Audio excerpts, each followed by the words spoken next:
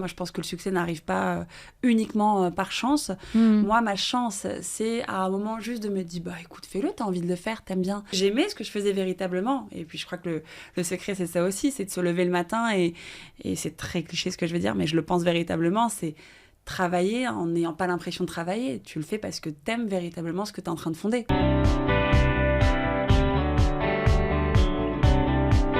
Bonjour à toutes et à tous et bienvenue dans Skills. Aujourd'hui, nous allons explorer un skill essentiel qui est la confiance en soi et l'estime de soi. Je suis avec Kenza El-Glaoui, créatrice de contenu, entrepreneuse, maman. Kenza, je la suis depuis des années sur les réseaux et j'ai toujours été frappée par son authenticité rare dans cet univers d'apparence. Elle partage ses victoires comme ses doutes, donc une confiance tranquille. Et dans cet épisode de Skills, nous allons explorer comment cultiver une confiance en soi authentique avec une femme qui l'incarne merveilleusement bien. Bonjour Kenza, comment vas-tu ? Bonjour Nadia, ça va et toi ? Ça va très bien. Alors ma première question, est-ce que tu peux juste te présenter ? Oui, je m'appelle Kenza, j'ai 38 ans, je suis maman d'une petite fille, j'attends un deuxième bébé, voilà, qui va arriver dans 3 mois. Je suis créatrice de contenu sur les réseaux sociaux, donc plutôt sur un créneau mode et lifestyle et beauté depuis 2008, avec un blog initialement que j'ai créé il y a très longtemps. J'organise des soirées que j'ai fondées, des soirées hip-hop rap R&B qui s'appellent Hands Down Party. On les fait à la hauteur d'une fois par mois à Paris ou en province. Et je viens de lancer un club de femmes qui s'appelle Adelphia Society. Voilà. Merci Kenza. Si je devais mettre des mots derrière je suis, s'il y en a qui manquent, tu me dis. Donc je suis une femme, maman, créatrice de contenu, entrepreneur. Qu'est-ce qu'on pourrait rajouter d'autre ? C'est déjà pas mal, je trouve. C'est déjà pas mal. Hein, tu vois, en termes faut pas d'équilibre. mettre trop la pression, Ouais. c'est ça. Hein. Donc avant 3 ans, tu lances l'un des premiers blogs influents de France. Ça t'est venu d'où cette confiance pour oser comme ça ? J'avais pas du tout confiance en moi à cette époque-là, attention. Non, la confiance, je l'ai cultivée justement à travers ces passions qui sont devenues des métiers.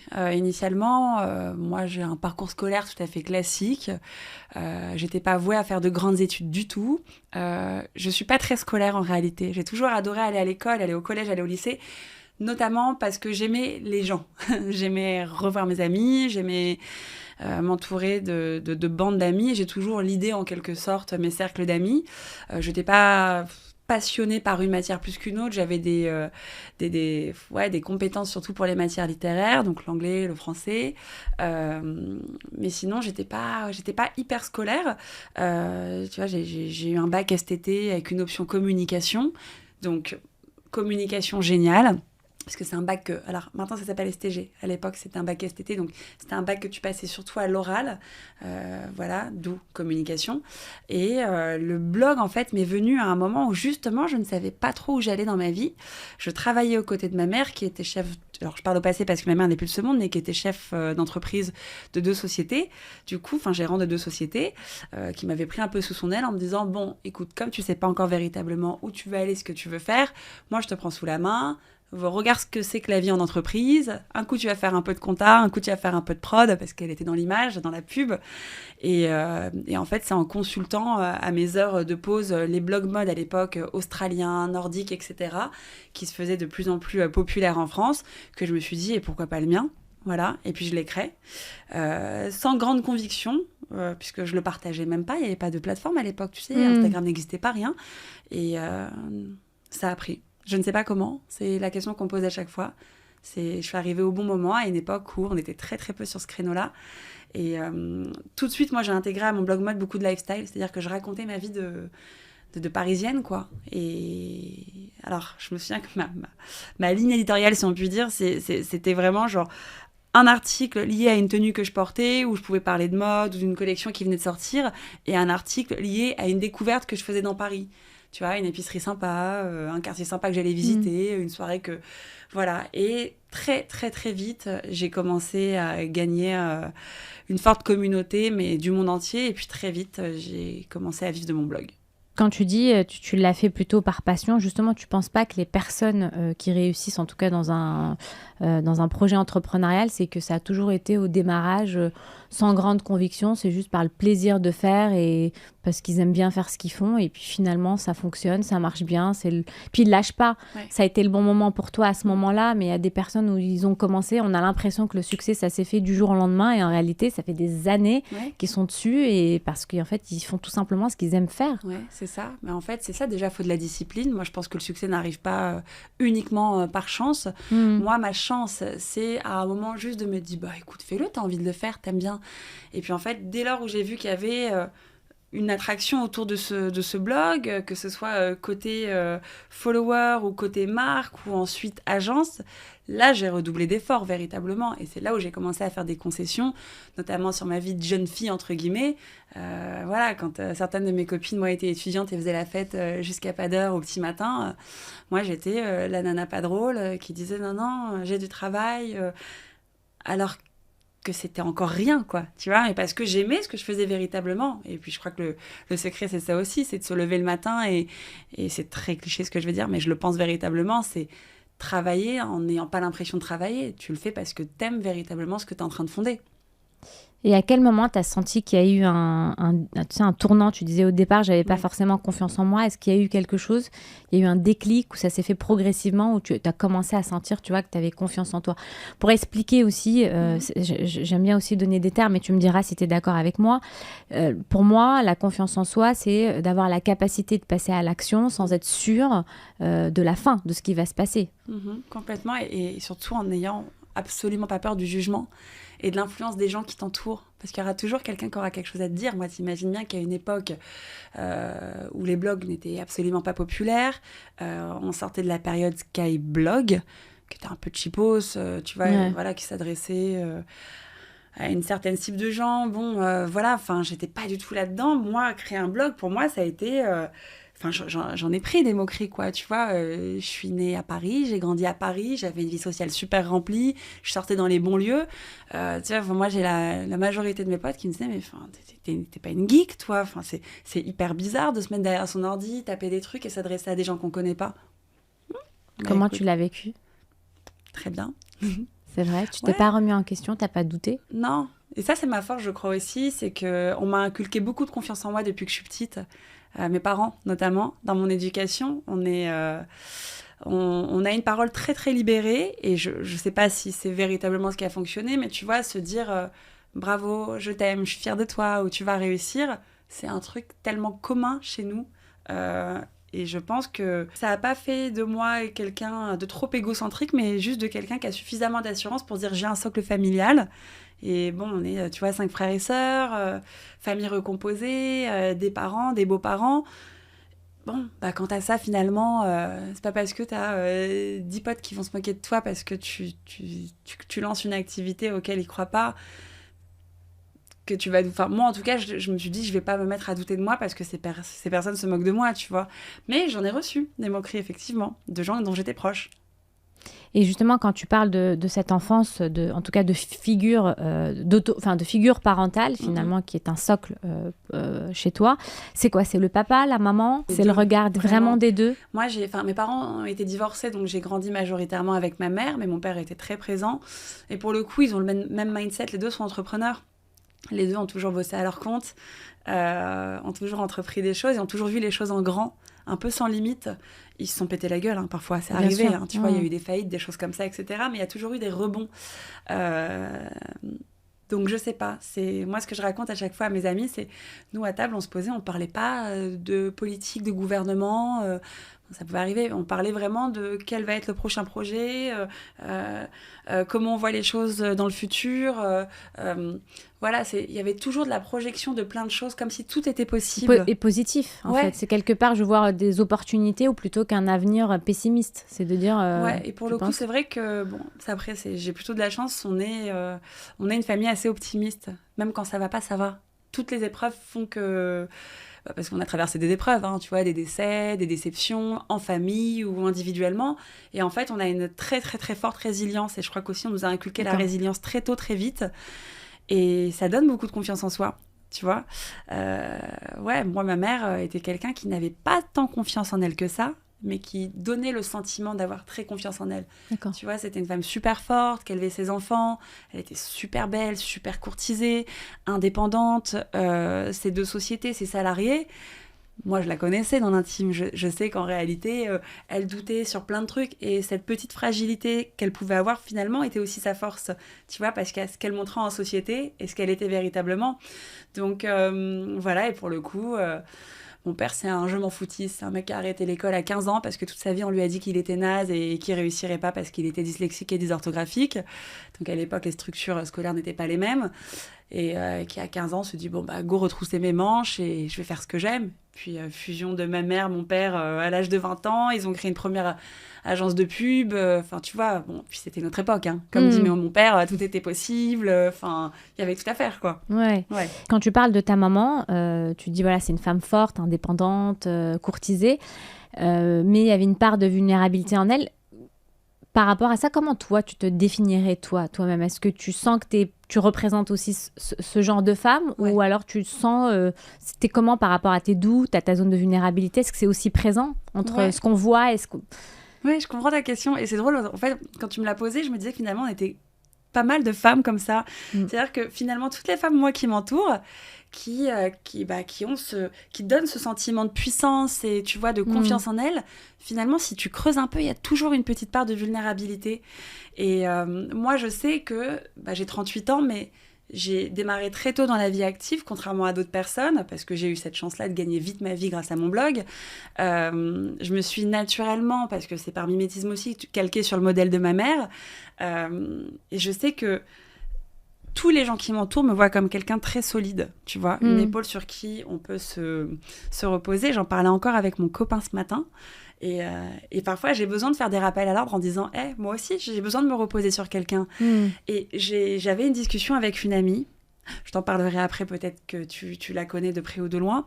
Elle est incroyable, elle est hyper inspirante, parce qu'elle a toujours les bons mots pour te définir. C'est-à-dire que tu vas discuter avec elle, elle va te faire ton portrait en 15 secondes et demie. Et elle a toujours les bonnes phrases, les bons mots.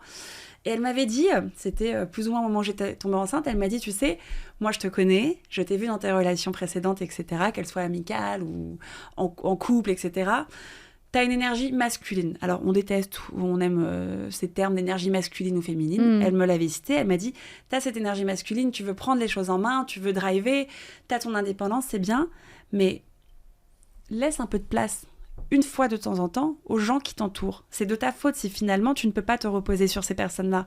Parce que tu veux leur montrer cette image-là, tu t'en rends même pas compte. Donc à aucun moment on va te demander si tu as besoin d'aide ou si tu as un doute. Et c'est vrai que moi, je me sens parfois vulnérable à des moments où je suis obligée de verbaliser, genre ça va pas très bien, ou là je sais pas trop comment driver cette histoire, tu vois, et je pense pas être plus forte qu'une autre, juste je pense renvoyer une image qui est la bonne, mais effectivement à moi de travailler sur moi pour m'adoucir un petit peu. Je vois très très bien ce que tu veux dire. C'est en fait ce que te dit ton amie, elle te responsabilise finalement de ne pas t'attendre à ce que les autres changent, mais plutôt toi, de responsabilité. Si tu veux que les gens changent, il faut que toi tu commences par changer tes habitudes. Et tu dois avoir certainement cette facilité, cette aisance à prendre assez vite des responsabilités, à gérer. Et les gens, bien évidemment, ils aiment bien ça parce que c'est rassurant. Donc leurs attentes vont être là. Sauf que toi, parfois, tu te dis, moi aussi, j'ai besoin. Mais tu te définis plus facilement, plus naturellement, comme quelqu'un qui va vite prendre des responsabilités. Ça me rappelle souvent, c'est un sujet qui revient assez souvent. C'est, tu sais, les femmes qui travaillent, mais dès qu'elles rentrent à la maison, elles pensent aux courses, elles s'occupent de la maison, elles s'occupent des enfants, elles ont une charge mentale énorme. Mais en réalité... Je pense que nous, les femmes, on a aussi une part de responsabilité parce qu'on a tendance à y aller de façon naturelle. Mais c'est un héritage aussi qu'on récupère de plusieurs générations. Je me permets de t'en parler parce que c'est toi qui a commencé. La perte de ta maman, ce qu'il faut savoir, c'est que Kenza est enceinte. Hein, elle est en face de moi, elle est enceinte de 6 mois et demi. Et tu parles de la perte de ta maman, qui a sûrement dû être un tournant dans ta vie. Qu'est-ce que cette épreuve, elle t'a appris sur toi-même ? Beaucoup de choses, et je pense que c'est propre à chacun encore une fois. Tu vois, quand je te disais que dans ma famille on est des gens assez optimistes et résilients, on s'est pas du tout réjoui de la perte de ma mère. Évidemment, je l'ai perdue jeune et elle a pas connu ma fille, elle connaîtra pas mon mon bébé. Et puis voilà, enfin, mon plus petit frère l'a perdu à 25 ans, tu vois, beaucoup trop tôt. Et d'ailleurs, tu es tombée enceinte pas longtemps après la perte de ta maman. Petit cadeau. Ouais.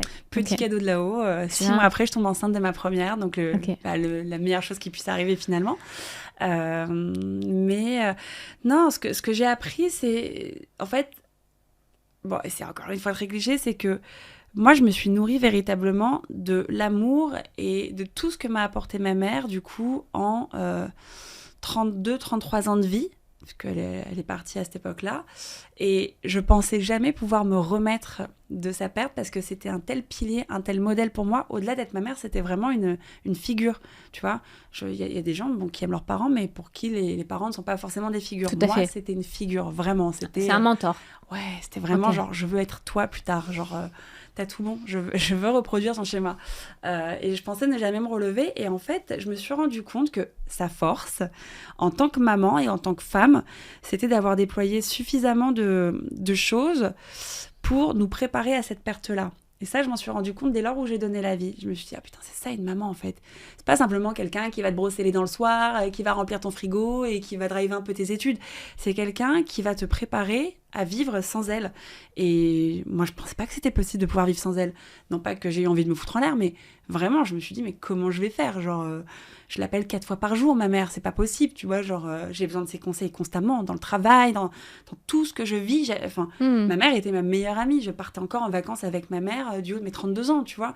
Et je me suis rendu compte, en fait, quand j'ai donné la vie à ma fille, que c'était ça d'être une maman. C'était vraiment d'accompagner ton enfant le plus loin possible, de manière à lui donner toutes les clés pour se débrouiller seule ensuite. Et je trouve qu'elle a fait son taf là-dessus. C'est-à-dire que, évidemment, j'aurais préféré qu'elle soit avec nous plus longtemps, mais je me sens quand même complète, tu vois.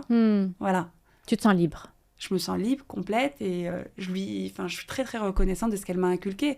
La femme que je suis aujourd'hui, alors... Mon père a tendance à dire que c'est aussi nous-mêmes en tant qu'enfants qui nous formatons, etc. Bien sûr. Mais pour moi, il y a beaucoup aussi dans l'éducation des parents et ce qu'ils vont t'inculquer dès lors où tu nais, quoi, tu vois. C'est cette confiance dont je te parle et qui, pour moi, est primordiale. Enfin, on a tous des profils assez atypiques dans ma famille, que ce soit mes frères, mes sœurs, et je pense que vraiment, alors peut-être que de l'extérieur, certains diront, ils sont un peu excessifs, ils sont très tribus, hein, ils s'aiment beaucoup trop, voilà, mais... Bon, écoute, ça nous réussit. Quand je dis je veux être ma mère, c'est quoi les qualités ? Enfin, quand tu modélises ta mère, tu te dis ça, c'est quoi en fait les critères que tu... La qualité numéro 1 pour moi, et bon, ça l'est toujours et ça a été, mon leitmotiv, c'était vraiment sois indépendante. Moi, ma mère, elle me prenait vraiment les yeux dans les yeux comme toi et moi là. Je me souviens à table, on buvait du coca et elle me faisait des speeches entiers sur ton but dans la vie, t'en fous, c'est d'être indépendante. Fais ce que tu veux tant que tu es indépendante. Ne dépends de personne. Ni émotionnellement, ni nanana. C'est quoi l'indépendance émotionnelle ? L'indépendance émotionnelle, c'est ne pas dépendre d'un homme, par exemple, qu'on aurait peur de quitter, même si on a l'indépendance financière, parce qu'on se rend compte qu'on ne peut pas vivre sans lui, tu vois. Elle partait vraiment du principe qu'on pouvait tout faire seule. C'était une femme assez spectaculaire, moi, je trouve, qui était sur ses gardes. Tu vois, qui donnait pas sa confiance facilement, contrairement à moi. Moi, j'ai tendance à donner ma confiance et la reprendre après. Ma mère ne donnait pas sa confiance. Il fallait qu'on la travaille et ensuite, elle donnait sa confiance. On avait 2 modes de fonctionnement différents, mais vraiment l'indépendance. Ça, c'est un truc que j'ai trouvé génial parce qu'elle m'a vraiment inculqué ce truc-là, mais qui a résonné peut-être de façon excessive aussi dans ma tête, tu vois. Parce que j'étais tellement dans ce truc-là que ça m'a joué aussi beaucoup de mauvais tours dans mes relations, tu vois. Relations de couple, surtout quand j'étais plus jeune, parce que j'étais tellement drivée par ce truc-là de soins indépendante, etc., que tu sais, quand t'es plus jeune, tu t'exagères un peu les choses, quoi.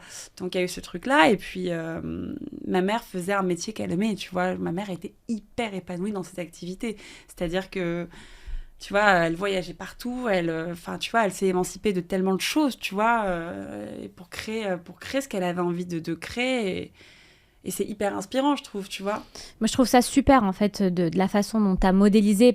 Toi, c'était ta mère, mais ça aurait pu être une maîtresse, un professeur, ou même quelqu'un que tu connais pas. Ouais. Et le fait de dire, cette partie en elle me plaît, Et en fait, je vais essayer de la comprendre et d'essayer finalement d'observer certains comportements et je vais les modéliser. Ça te permet en fait de grandir et de te développer parce qu'on a toujours une base. En fait, on se construit toujours pour ou contre quelque chose. Ah oui. Et là, de l'avoir modélisé pour, et on peut le faire parce que tu parles de ta maman et je trouve ça super, mais ça peut aussi se faire avec quelqu'un d'autre qui n'est pas aussi proche. Et je trouve que c'est une super méthode pour évoluer. Je te vois très impliquée parce que tu disais tout à l'heure, quand tu faisais les choses, quand tu as lancé ton blog, tu étais genre, bon, eux, ils vont en soirée, moi, je rentre, je vais bosser mes trucs. Mais j'ai l'impression, et tu me diras aussi, que quand on regarde ce que tu fais sur les réseaux, on sent que c'est pas, voilà, j'ai reçu un produit, bah, je le mets en avant. On sent que c'est quelqu'un qui a travaillé dessus, qui sait de quoi elle parle, qui prend le temps. Donc, tu es très impliquée dans tout ce que tu entreprends. Est-ce que tu t'autorises l'imperfection? Ça a été compliqué pendant un moment. Je me l'autorisais parce qu'on n'a pas le choix que d'être imparfait. Je ne peux pas prétendre être parfaite, mais c'était très difficile pour moi à gérer lorsque j'échouais sur des trucs, mais même bidons, tu vois, dans ma vie au quotidien. Et c'est l'arrivée de ma fille qui m'a beaucoup détendue, puisque c'est la première fois que j'ai compris qu'on ne pouvait pas tout contrôler. Je pense que t'es maman et que tu sais très bien de quoi je parle. Moi, je sais que j'ai tendance à tout anticiper, tout contrôler, tout gérer à la perfection. Et je suis un peu rigide, je ne vais pas te mentir. C'est un défaut qui m'a joué des tours, mais aussi... T'es rigide sur quoi, par exemple ? Dans l'organisation, par exemple, dans ma vie de foyer, enfin, dans ma vie de couple, dans ma vie dans la vie que je mène, tu vois, par exemple, je vais tout programmer des mois à l'avance, que ce soit des vacances, que ce soit... J'aime savoir, j'aime anticiper, j'aime pas me faire surprendre véritablement. Je suis pas très légère, tu vois, même si les gens pensent en apparence qu'on est léger parce qu'on est sur les réseaux. Dans mon intimité, je le suis pas, je veux pas de mauvaises surprises. Et en fait, avec l'arrivée de ma fille qui a maintenant 4 ans et demi, je me suis rendu compte que ce système-là, il fonctionnait plus. Tu vois, quand ma fille est arrivée, déjà, je me suis rendu compte qu'être mère, c'était pas comme je l'avais prévu, qu'être mère sans sa maman, c'était pas comme je l'avais prévu, qu'en fait, tant que véritablement tu n'as pas ton enfant entre les mains, tu ne connais pas ton enfant, parce que tu sais pas si, je sais pas, je dis n'importe quoi, il va tolérer tel lait ou tel lait, s'il va pas nous développer une petite maladie infantile, enfin, il y a tellement de trucs. S'il va faire ses nuits ou pas, ses vies, tu peux pas savoir. Tu vois, tout à fait. Et en fait... j'ai commencé à lâcher prise à ce moment-là et en fait ça me fait vachement de bien et c'est pas grave. Maintenant je désacralise vachement le fait de pas réussir à faire parfaitement les choses comme je les avais prévues. C'est pas grave et tout le monde s'en remet, tu vois. Et justement quand tu parles de ta maternité, tu as déménagé, tu as habité à Dubaï, tu es revenu à Paris, tu as eu une séparation avec le papa de ta fille. Donc il y a aussi un partage de garde. Tu t'es comment avec ta culpabilité par rapport à ça ? Comment tu établis une relation saine en fait avec cette culpabilité ? Ça va si elle était là. Je l'ai eu, Tu l'as eu ? Ouais. En fait, on s'est séparés avec le papa de ma fille lorsqu'on habitait à Dubaï. Et lui est revenu en France et j'ai fait 6 mois seule à Dubaï avec ma fille. Ça n'a pas été simple parce qu'elle avait 2 ans, donc j'étais maman, entre guillemets, solo dans un pays étranger. Tu vois, avec tout ce que ça comporte. Et en même temps, ce que je dis souvent quand on me pose la question, c'est que c'était, je pense, le meilleur moment de ma maternité. Parce que j'ai réussi à tisser des liens avec elle que j'aurais jamais tissés. Et je me suis prouvée, tu vois. Et ça m'a donné ça, justement, tu vois, me mettre en fait dans la difficulté à un moment où lui voulait repartir en France parce qu'il avait ses raisons de repartir en France et que moi je lui ai dit non, en fait ma vie elle est là maintenant, moi je me suis installée à Dubaï, genre j'ai mon appart, la petite à la crèche, j'ai tout, j'ai mon cercle d'amis, moi j'ai pas envie de rentrer. Il m'a dit ok, pas de problème, on fera des allers-retours, on s'arrangera, tu vois, enfin on s'entend très bien, donc on a tout composé. Et puis quand il est parti, je me suis dit oh putain, qu'est-ce que t'as fait, t'es quand même toute seule là, t'es vraiment solo, genre c'est bizarre, tu vois. Puis Dubaï, c'est pas une ville où tu rencontres des gens facilement, tu vois. Donc voilà, et c'est à ce moment-là, dans cette espèce de spirale émotionnelle, que vraiment j'ai des ailes qui ont poussé. Et j'ai culpabilisé à des moments en me disant le papa, il est loin quand même, hein. Elle est petite, ma fille. Et c'est là que j'ai décidé de rentrer, en me disant j'y retournerai un jour, c'est pas grave. J'ai pas envie de rentrer, mais je vais rentrer. Mais tu les prends comment, ces décisions ? En fait, qui demandent finalement beaucoup de courage. Pour le coup, là, j'avais juste à regarder ma fille et la question ne se posait pas, quoi. Ouais, mais avant, tu dis, je reste à Dubaï, lui part, donc tu prends la décision de rester parce que, en fait, tu vois, c'est ça quand je parle de confiance, c'est que tu les prends, tes décisions. Tu sais pas si ça va bien se passer ou pas, non, mais tu te rattaches à quoi, en fait, pour prendre le risque. Mon intuition, vraiment. Okay. Mon intuition me disait à ce moment-là, tu seras mieux dans toi-même en tant que femme, dans ta vie, tu seras mieux là. Puis à un moment, mon intuition, elle m'a rattrapée en me disant, bon, ta fille, elle a quand même 2 ans, c'est tout petit. Ce serait quand même cool qu'elle ait son papa un peu plus à proximité, même s'il faisait acte de présence comme il pouvait à distance. Il y a un moment où, voilà, tu vois, je m'écoute et je prends le risque. Je prends toujours des risques et j'ai pas très peur de l'échec. Tu te dis que tu vas trouver une solution de toute façon en route. Mais ouais, et puis... moi, je m'ennuierais si je prenais pas de risques, je pense. C'est pas des risques, tu vois, vitaux, quoi. Ça va, c'est pas, tu vois... je lance des projets, j'ai des idées, j'ai envie de les appliquer, je le tente, et puis ça fonctionne pas, marche arrière. Et moi, j'ai pas de scrupules et pas honte à me planter, tu vois. Avec le père de ma fille, ça a pas fonctionné. C'est ok, tu vois, c'est pas grave. Hein. On a fait très longtemps ensemble, on a eu un beau bébé. Aujourd'hui, on n'est plus alignés, chacun fait sa route.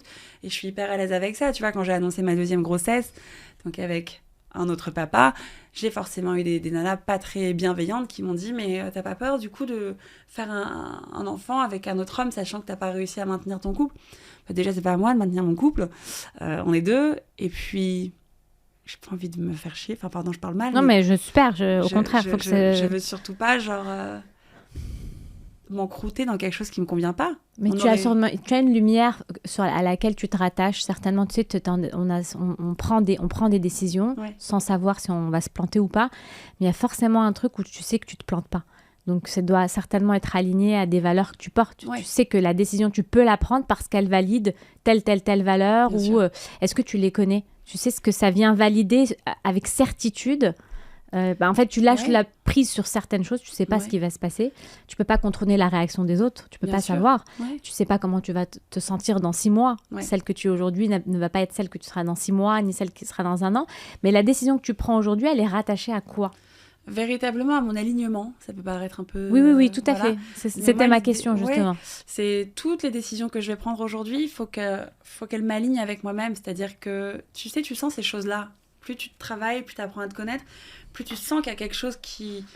Tu vois, il y a l'intuition, bien sûr. Moi, je crois beaucoup à l'intuition, mais il y a aussi l'alignement. C'est-à-dire, est-ce que je peux me regarder dans un miroir et me dire, c'est bien ce que tu as fait, même si tu as pris un risque, ou même si potentiellement tu vas dans le mur, est-ce que tu es aligné avec toi-même? Est-ce que tu peux soutenir auprès de quelqu'un les pourquoi du comment tu prends cette décision? Si la réponse est oui, je suis ok, tu vois. Si maintenant j'ai un minimum de doute, que je doute de ma valeur ou de mon bien-être personnel, là, c'est que l'intuition, elle est pas bonne. Et je prendrais pas cette décision et je prendrais pas le risque. Mais moi, j'ai toujours été hyper alignée avec les décisions que je prenais, même si elles convenaient pas.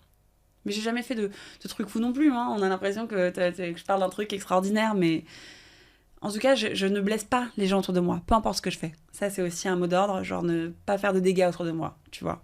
Tu les choisis comment, les gens autour de toi, justement? Je pense qu'il y a quand même un point en commun entre les décisions que tu prends, les gens qui sont autour de toi. C'est quoi les critères de sélection, finalement? Ouais, j'avais beaucoup moins de critères de sélection quand j'étais plus jeune, justement. J'étais quelqu'un voire trop entouré, parce que populaire, parce que sympa, parce que... T'aimes les gens? Ouais, j'aime les gens et puis j'ai envie de faire confiance, tu vois. J'ai été souvent déçue, puis après, tu sais, avec l'arrivée du blog et le succès que j'ai connu à une époque...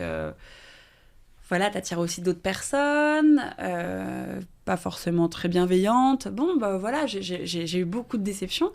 Maintenant, c'est simple, il faut que ces personnes-là me fassent du bien. Et c'est quand ma fille est arrivée dans ma vie. On m'a déjà demandé si c'était lié à la perte de ma mère, ce switch. Non, parce qu'à la perte de ma mère, j'ai eu beaucoup de gens qui se sont révélés être géniaux. Plus que des gens qui se sont révélés être nuls, tu vois. Et je me suis dit, c'est trop cool, en fait. Des gens, tu sais, un peu de l'ombre, qui sont là, qui prennent des nouvelles, mais en fait, qui sont hyper impliqués à ce moment-là. Tu te dis, ah ouais, en fait, ça, c'est quelqu'un sur qui je peux compter. Et quand Azel est arrivée dans ma vie, pour le coup, j'ai beaucoup de gens qui m'ont déçue. Je sais pas pourquoi, je ne l'explique toujours pas. J'ai eu mon interprétation. J'ai l'impression qu'on m'a mis dans une case, elle est maman, c'est un peu moins drôle, un peu moins funky, un peu moins sexy. On va pas donner l'heure. Donc, j'ai des amis, des vrais amis, qui n'ont pas fait la connaissance de ma fille avant ses 1 an et demi. Tu vois. Et moi, j'ai essayé de maintenir ce lien-là. C'est-à-dire que moi, qui venais d'accoucher, de donner la vie, j'étais comme d'habitude force de proposition. J'ouvrais mon appartement le soir, le dimanche, j'organisais des brunchs, etc. Alors que je dormais pas la nuit. J'étais fatiguée, mais je tenais à maintenir cette vie sociale. Et au bout d'un moment, en fait, j'ai lâché l'affaire. Je suis partie à Dubaï. Et là, je me suis dit, je m'en sors bien quand même. Je suis avec mon mec, je suis avec ma fille. Je suis en train de recréer un cercle. Les vraies personnes, les bonnes personnes qui m'entourent, en fait, elles sont toujours là à distance. Et je vais arrêter de me surménager pour maintenir un pseudo-équilibre, en fait, pour des gens qui n'ont pas autant d'estime pour moi. Donc maintenant, les gens qui m'entourent, c'est des gens que je connais depuis un certain moment. Après, je suis très ouverte à rencontrer de nouvelles personnes tout le temps. Mais tu le sens, ça. Tu sens, tu vois. Tu sens si tu es aligné avec la personne. Tu sens si vos discussions... moi, ça peut paraître un peu présomptueux, mais j'aime bien les discussions qui m'élèvent l'esprit, tu vois. Je veux plus perdre de temps à discuter, par exemple, à sauver des gens, tu vois.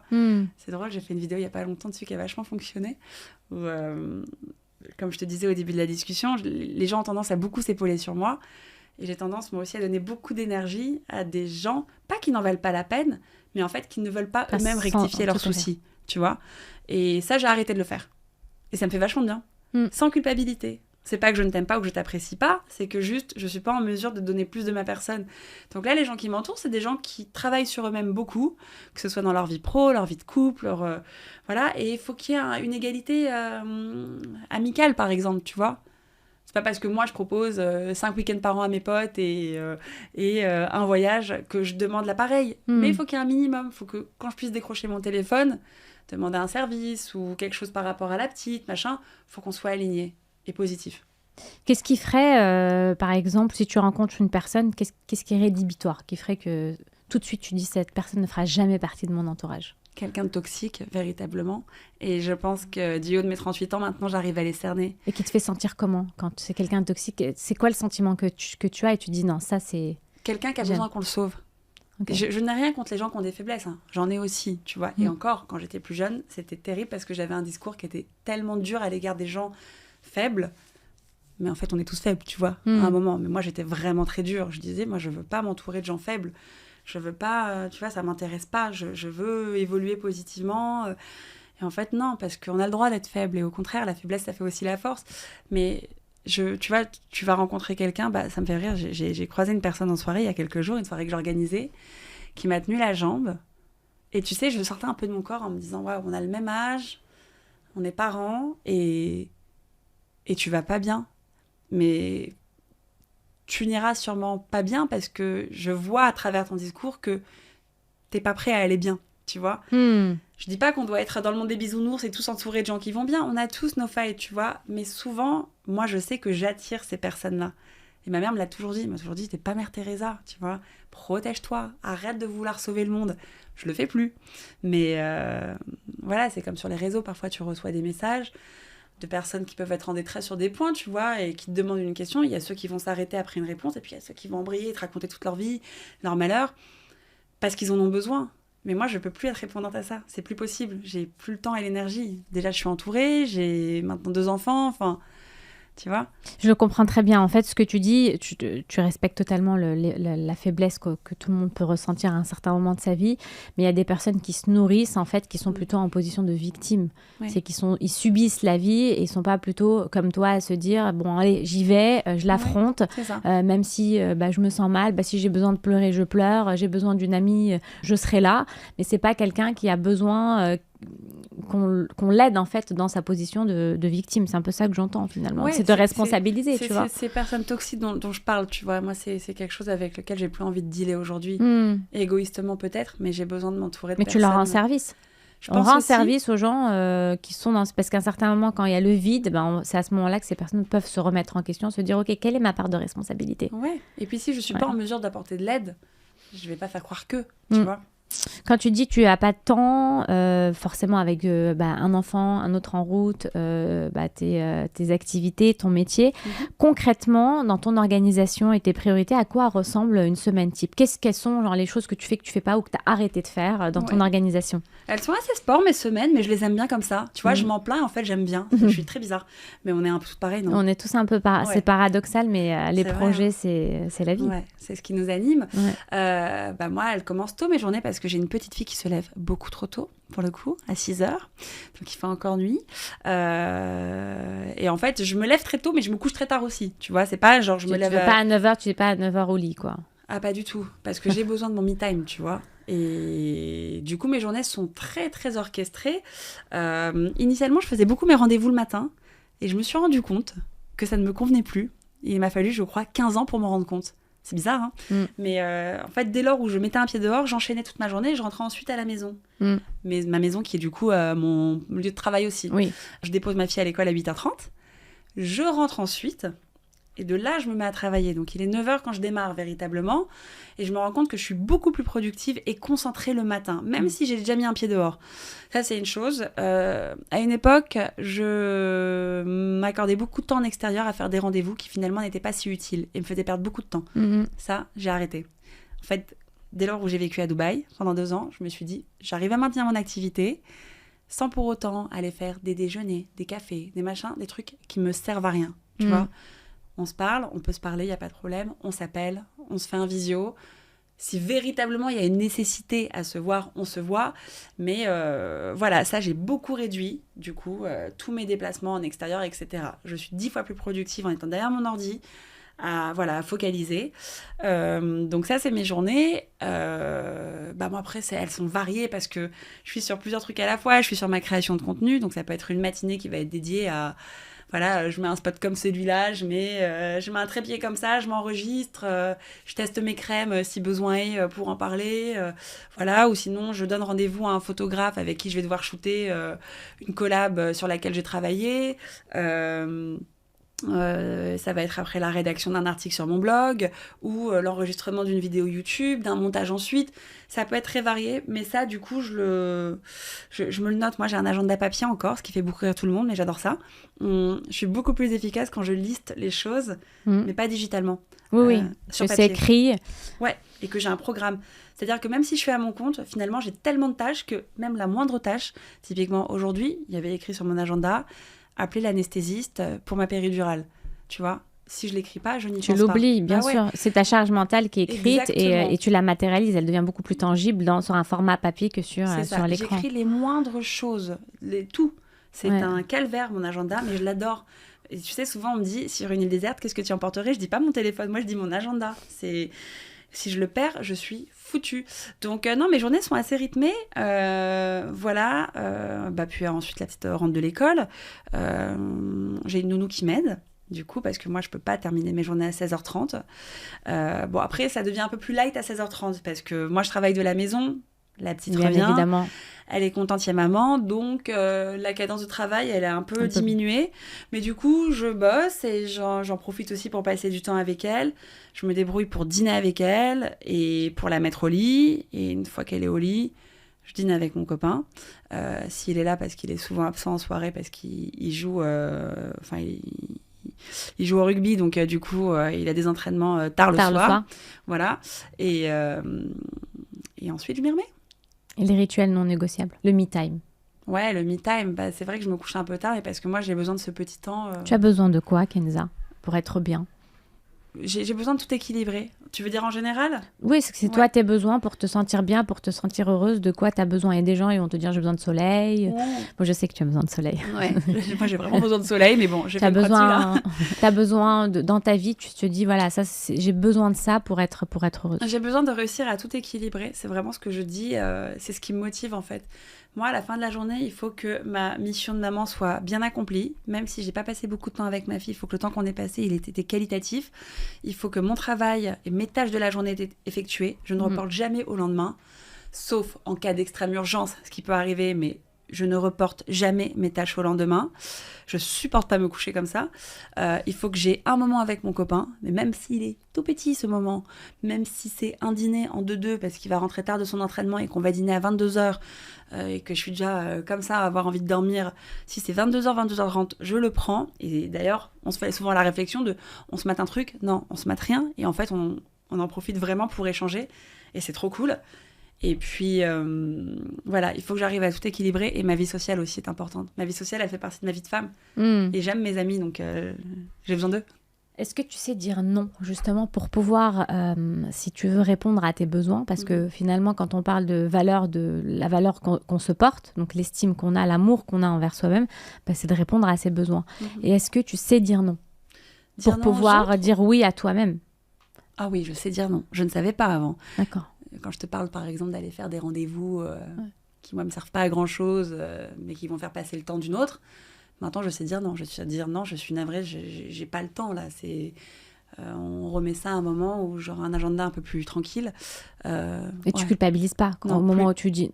Okay. Avant, j'avais peur. J'avais peur de perdre soit l'intérêt de la personne, soit un potentiel job. Maintenant, non. Mais c'est vraiment mon départ à Dubaï et le fait de bosser à distance qui m'a fait réaliser que... Il y avait des choses que tu pouvais, en fait, finalement faire différemment. Oui. Ok. Est-ce que tu as constitué une équipe de confiance autour de toi aujourd'hui dans les différents projets que tu as? Oui, je pense. Je suis peu accompagnée, mais c'est un choix aussi. Je crois que j'arriverai pas à reproduire le schéma de ma mère, pour le coup, qui est d'avoir plein de salariés, ou le schéma de mon frère. C'est anxiogène pour moi, parce qu'en fait, je vois que c'est du deal d'humain toute la journée. C'est du management. C'est hyper dur. C'est pas peu dur. Et puis, moi, j'ai pas cette patience-là, quoi. Déjà, gérer... C'est un métier. Ah ouais. Le gérer l'humain, c'est un métier. Ah, je pourrais pas. Et tu vois, parfois, j'ai déjà eu des moments de culpabilité en me disant j'aurais pu grossir encore plus mes activités, ne serait-ce que dans l'influence, me faire plus connaître, etc. Parce que ça fait 16 ans que je suis là, mais j'ai pas non plus 1 million d'abonnés. Mais j'ai toujours inconsciemment... T'en as combien? 150 225, c'est ça, 225 sur Insta, 000. Ouais, c'est ça. Je fais pas partie des plus populaires. Bon, après, je suis sur une niche, etc. C'est pas mal quand même déjà, 225. Ouais, c'est pas mal. Et puis moi, ce qui m'intéressait avant tout, c'est de faire ce que j'aime et de gagner ma vie en faisant ce que j'aime. Je m'en fous d'être la plus connue. Enfin, vraiment, ça m'intéresse pas. Et tu gagnes bien ta vie aujourd'hui? Ouais. C'est avec tu gagnes ta vie le plus avec quoi? Avec ton... L'influence. Avec l'influence. Ah, l'influence. Bah, c'est ce qui est le plus constant, en fait. Mes soirées, si tu veux, c'est à la hauteur d'une fois par mois. Je veux pas devenir une nana de la nuit, c'est pas mon modèle. Donc mes soirées, c'est une fois par mois. Je suis bien rémunérée pour ça, parce que maintenant, c'est les lieux qui viennent me chercher. Je viens avec mon petit crew, ma communauté, etc. Mais je veux pas le développer. Je pourrais le développer et prétendre à des sommes bien plus importantes, mais j'ai pas envie. Il faut que ça reste de l'ordre du plaisir. Comment tu les gères justement les deals, les contrats avec les partenaires qui te permettent aujourd'hui de vivre de ça? Moi, j'y connais rien, mais je veux dire, dans le métier de l'influence, de la création de contenu, ça vaut quoi, en fait, un poste avec un partenariat? Comment ça fonctionne? Ça dépend des profils. Hein. Moi, j'ai une agence qui s'occupe de moi, l'agence de mon frère, que mon frère a créée, qui s'appelle Influence. On est, je crois, une trentaine d'influenceurs représentés. Donc, j'ai plusieurs filles au pôle Talent Management qui s'occupent de moi. La petite particularité que j'ai, c'est que moi, je réceptionne tous mes emails. Ça n'atterrit pas dans la boîte email de mes agents quand on m'écrit. Parce que comme j'ai démarré un peu comme ça, j'ai 22-23 ans, j'avais mis mon adresse email perso, qui est restée mon adresse email du coup de contact. Et je connais beaucoup de gens dans cette industrie, donc c'est toujours plus agréable, et pour les gens, et même pour moi, de filtrer, d'avoir un œil. Donc c'est toujours moi qui vais faire la première prise de contact en disant « Ah, c'est trop cool, j'adorerais bosser sur ce projet » ou « Bah non, désolé, je suis pas hyper alignée avec le produit, next ». Et ensuite qui fait la passation à mes agents, du coup qui prennent une com et qui vont dealer tous mes contrats, etc.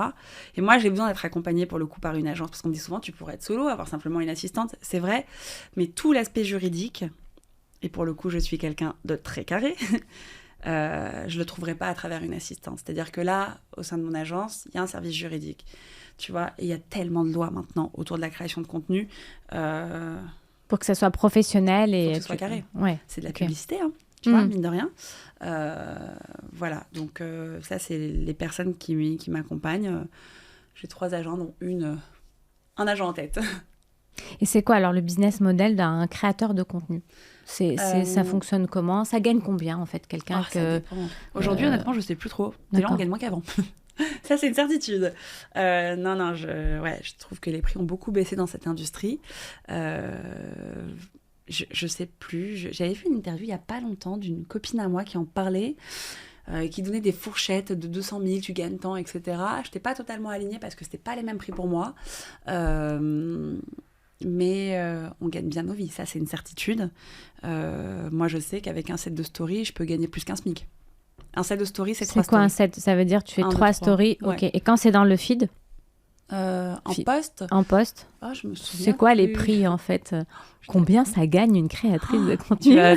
Tu vas penser que je suis de mauvaise foi, je te l'aurais dit, mais je ne me souviens plus précisément. Il faudrait que je regarde dans mon téléphone, tout simplement parce qu'en fait, moi, je fais plus de... Enfin, les marques me demandent plus de stories que de posts. D'accord.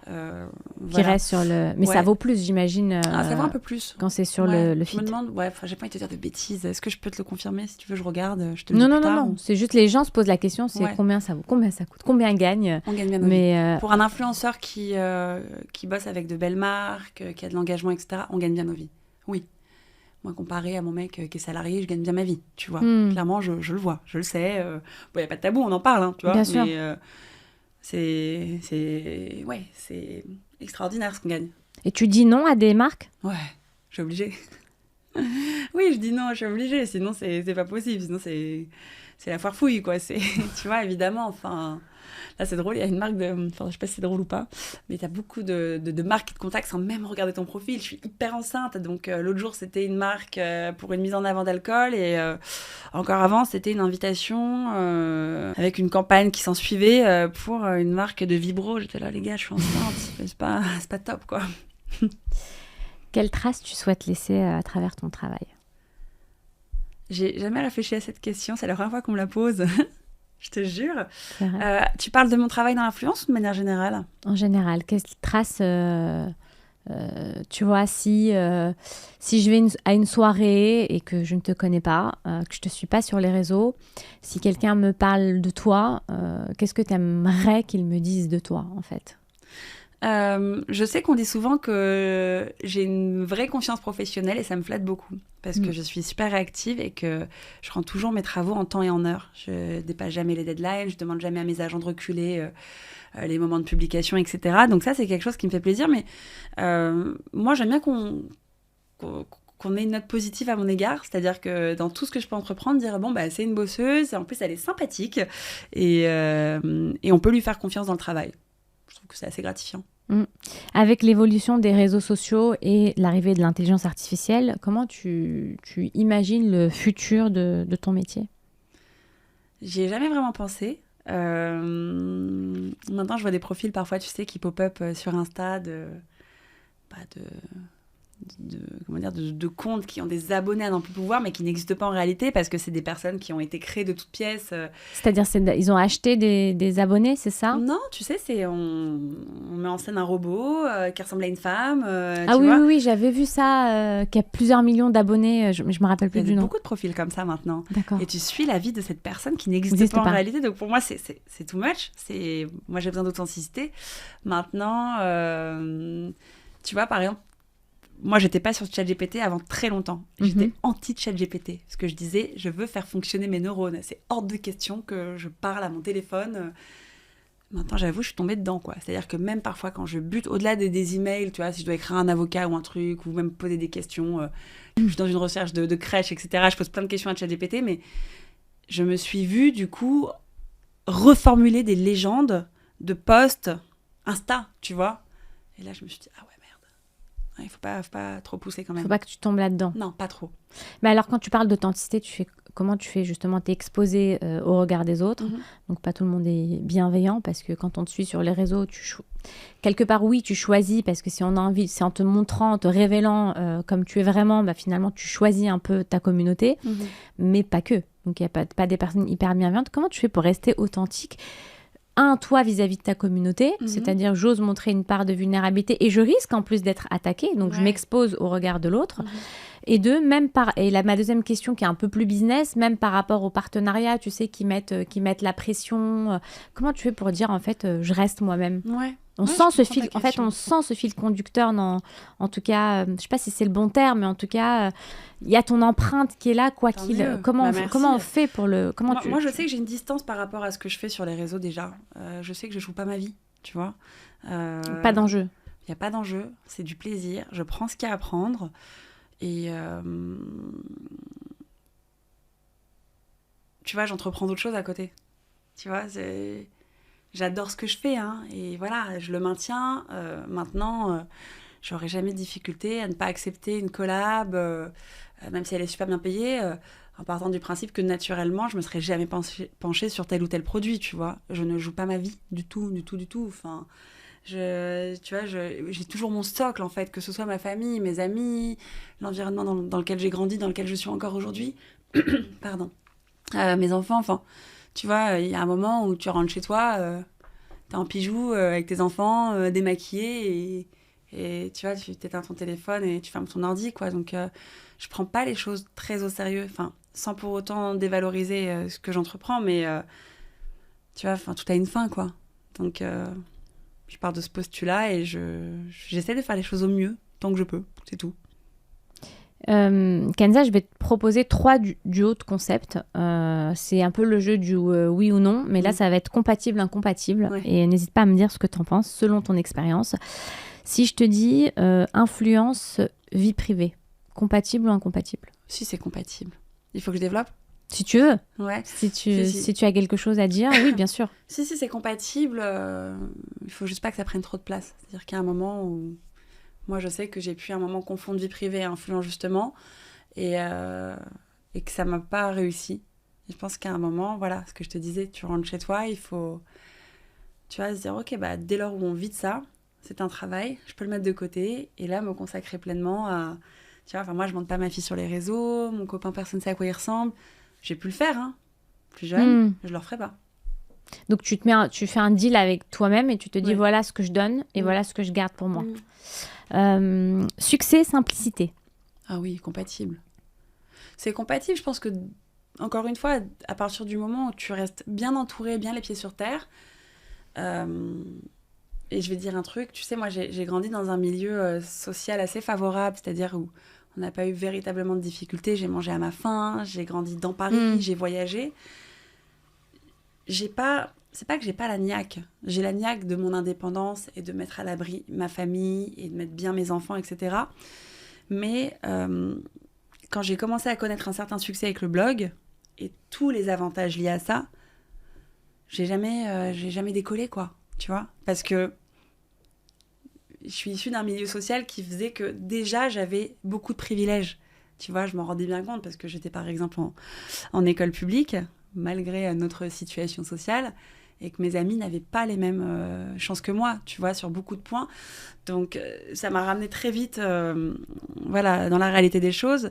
Mais moi, là où je vois des comportements qui dévient suite à un succès, c'est souvent des gens, et je le comprends, hein, qui ont eu des difficultés plus jeunes pour s'en sortir, qui se sont battus pour réussir à atteindre un certain niveau de vie et qui, une fois qu'ils l'ont, pètent un câble, tu vois. Et bon, après, c'est pas tout le monde, heureusement. Non, bien sûr. Collaboration commerciale, intégrité. Ah oui, c'est compatible. Il suffit juste... vraiment, moi, tu sais, je pars du principe que quand on vient vers toi et qu'on te dit, voilà, j'ai un budget pour telle mise en avant, est-ce que tu l'acceptes ou pas ? Moi, depuis toujours, je me dis, est-ce que si tu passais devant une boutique, une vitrine, ou si tu testais un produit en magasin, véritablement, t'aurais envie d'en parler ? Si c'est oui, go. Si c'est non, bah non. Authenticité et influence. Oui, je pense que c'est compatible. C'est pas simple, hein. Je pense que c'est difficile de garder une certaine authenticité quand t'es sollicité, quand t'as la pression même de la compétition, etc. Mais oui, je pense que c'est jouable. Tu fais comment, toi ? Je te dis, je le prends pas très au sérieux. Ouais. Enfin, je le fais avec beaucoup de plaisir, mais voilà, je joue pas ma vie. Maternité et ambition. Ah oui, c'est compatible. Plus que jamais. Moi, je trouve que... Là, tu vois, actuellement, je suis à 6 mois et demi de grossesse. C'est toujours dans ces moments de ma vie que j'ai 1 milliard d'idées qui fusent, que j'ai envie de tout casser, quoi. Je vais calmer un peu quand le bébé va arriver, mais oui, ambition maternité, ça fonctionne. Pour ceux qui doutent un peu d'eux-mêmes, quel petit défi tu pourrais leur proposer pour cette semaine? C'est le Skills Challenge de Kenza, donc le Skills Confiance, pour leur permettre en fait de s'améliorer. Quelque chose d'assez concret qui leur permet en fait de développer leur niveau de confiance. Ça peut être, tu sais, aller à un entretien, changer de boulot, ça peut être tout, mais qu'est-ce que tu pourrais leur proposer? Moi, j'ai une idée qui me vient en tête, puisque je te parlais de ça et du fait de tout écrire. Moi, tu sais, j'aime bien tout écrire, parce que tout écrire, pour moi, c'est manifester quelque chose. C'est déjà le poser sur du papier, c'est l'envisager. C'est pas simplement le fantasmer. Donc, admettons, je sais pas, que quelqu'un ait une super passion dans la vie, comme on en a tous, mais tu sais, hyper enfoui, qu'on n'exploitera jamais, peut-être prendre un papier, je sais pas, ou un agenda avec une deadline, tu vois, un agenda scolaire, un planning. Marqué, je sais pas, par exemple, j'ai toujours rêvé de chanter devant un public, je te dis n'importe quoi. Hein. C'est la nana, genre, qui a une voix de fou, mais qui a le talent. Voilà, qui a le talent, mais qui n'osera jamais. Tu vois, se mettre une deadline, et peut-être chaque jour, entre cette deadline et le jour où elle a posé son intention, de se donner une petite mission. Genre, demain, en parler à 5 de mes amis, tu vois. Après-demain, je te dis n'importe quoi. Après-demain, regarder potentiellement les salles que je pourrais réserver aux alentours de chez moi pour me produire une demi-heure pour mon cercle privé. Après-demain, faire une liste de 30 personnes avec qui j'aimerais partager ça, jusqu'à ce que la chose se produise. Je sais pas, tu vois, faire les choses de façon très progressive. Mais je trouve ça super. C'est des outils très, très utilisés dans le coaching que j'utilise aussi. Oui, tout à fait. Mais c'est pour ça, en fait, tu sais, parfois, les talents qu'on a, toi, tu les as de façon naturelle. Mais nous, on modélise beaucoup dans le coaching. On modélise beaucoup sur les sportifs, mais aussi on modélise certains aspects qui sont naturels. Déjà, tu as dit quelque chose qui est très important. C'est tu as parlé de rêve. Et donc, ce rêve, tant qu'il n'est pas écrit, ça sera un rêve. Et quand il est écrit, ça devient un objectif. Okay. Donc, juste le fait de l'écrire, ça devient un objectif. Donc, ça devient réalisable. Et ensuite, toi, quand tu fais tes petits... demain, je vais appeler 5 copines ou 5 copains, je vais en parler. Après, je vais booker une salle. En fait, tu le mets en sous-objectif qui te permet finalement de commencer petit à petit. Parce que t'imagines, si tu regardes, t'es là, t'as rien fait encore et que tu vois ton rêve qui toi, t'as l'impression qu'il est immense, parce que quand c'est un rêve, on parle de quelque chose d'assez gros. En fait, tu te dis, tu vas te décourager assez vite. C'est juste le pré-découper en plusieurs parties fait que ça devient un objectif smart. Wow, je savais pas. Mais oui, mais tu vois, parce que c'est naturel et intuitif, et donc t'avances avec confiance. Tu sais, quand tu fais les choses petit à petit, progressivement, tout est réalisable. Mais si tu le mets d'un coup, en fait, tu vois, dans ton métier, si t'es chez toi, que en fait t'es pas du tout présent sur les réseaux et que tu te dis voilà, demain je veux être la créatrice, je vais être suivie par 3 millions de personnes, et que tu veux que ça arrive demain, en fait en réalité ça n'arrivera pas. C'est juste le fait de il faut bosser, avoir le talent, ça c'est important. Comme tu disais là, j'ai envie de chanter. C'est important d'avoir le talent aussi de chanter, et ensuite le travailler. C'est juste pour pas aussi induire en erreur, tu vois, certaines personnes. Je pense que ça sert à rien de se développer sur des choses où on n'a pas de talent. Vaut mieux aller sur quelque chose, tu vois, c'est comme ça que tu as commencé ton métier. C'est parce que tu avais un talent naturel, que tu aimais les gens, que tu aimais partager, etc. Merci beaucoup, Kenza. Qu'est-ce que tu aimerais voir dans un prochain épisode dans Skills qui t'inspire, mais ça peut être pas sur la confiance en soi, ça peut être vraiment sur autre chose que t'aimerais bien que écouter. Ça doit être une personne qu'on connaît ou pas forcément? Que je pourrais... tu pourrais me dire Rihanna, mais... D'accord. Non, moi, je pense à deux personnes. Je t'ai évoqué une amie à moi qui est pas entrepreneur, mais elle a un mindset tellement génial. Je pense à cette fille, et je pense aussi à mon frère, qui pour moi est une source d'inspiration, parce qu'il a un parcours de dingue. Lui, il a créé sa première boîte à 16 ans. Aujourd'hui, il a ses sociétés, il vit à Dubaï, il développe d'autres choses, etc. Et j'aime beaucoup sa façon de voir les choses, très différente de la mienne. C'est un fonceur. Il a je sais pas, c'est quelqu'un avec qui tu discutes et qui véritablement, tu sors de cette discussion, tu vas dire ok, tout est possible, genre je vais y arriver. Voilà, sauf qu'il habite pas à Paris. Donc voilà, mon ami s'appelle Maha.